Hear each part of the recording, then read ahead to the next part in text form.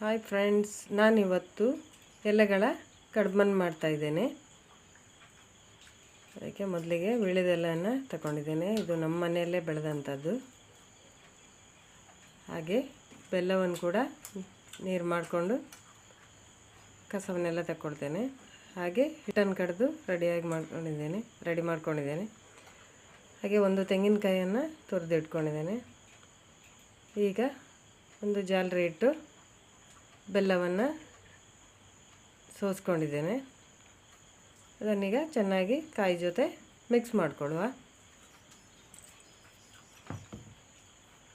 ಹಾಗೆ ಕುಟ್ಟಿ ಪುಡಿ ಮಾಡಿದಂಥ ಏಲಕ್ಕಿ ಪೌಡ್ರನ್ನು ಕೂಡ ಸೇರಿಸ್ಕೊಳ್ತಾ ಇದ್ದೀನಿ. ಹಾಗೆ ಈ ಸಾಗವಾನಿ ಎಲೆಗೆ ಹಿಟ್ಟನ್ನು ಹಾಕ್ತಾ ಇದ್ದೀನಿ.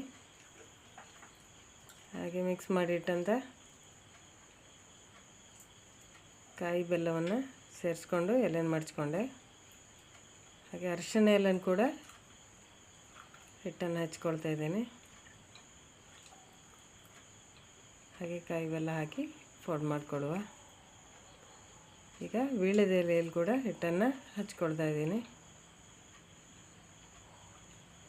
ಹಾಗೆ ಬೆಲ್ಲವನ್ನು ಹಾಕಿ ಮಡಚ್ಕೊಡುವ.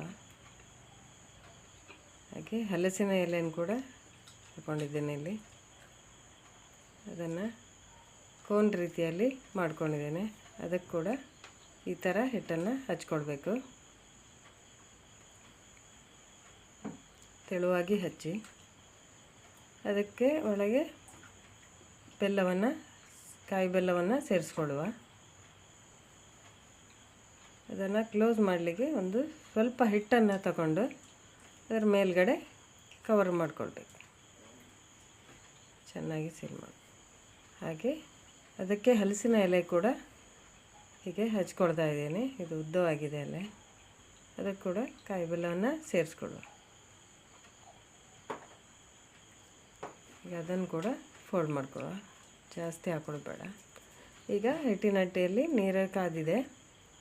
ಅದಕ್ಕೆ ಹಚ್ಚಿದ ಎಲೆಗಳನ್ನು ಜೋಡಿಸ್ಕೊಳ್ತೀನಿ. ಎಲ್ಲ ಎಲೆಗಳನ್ನು ಜೊತೆಗೆ ಇಡುವ.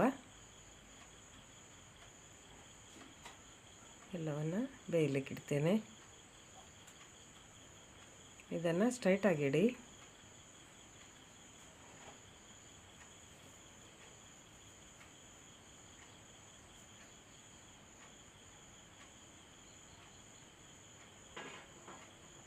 ಈಗ ಬೆಂದಿದೆ ನೋಡಿ. ಎಲೆ ಈ ಥರ ಕಲರ್ ಚೇಂಜ್ ಆದಾಗ ಇದನ್ನು ತೆಗಿಬೇಕು. ಇದನ್ನು ತಣ್ಣಗಾದ ನಂತರ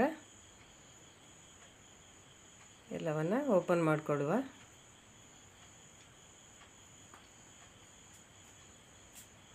ನೋಡಿ ಈ ಥರ ಬರುತ್ತೆ. ಇದು ವೀಳ್ಯದೆಲೆದು ನೋಡಿ ಯಾವ ಥರ ಬಂದಿದೆ. ಅದು ತೆಳುವಾಗುತ್ತೆ. ಹಾಗೆ ಇದು ಹಲಸಿನ ಎಲೆ. ಇದು ಚೆನ್ನಾಗಿ ಎಲ್ಲ ಬೆಂದು ರೆಡಿಯಾಗಿದೆ ನೋಡಿ.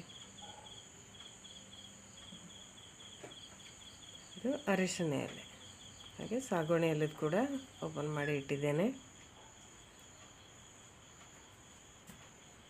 Thank you for watching.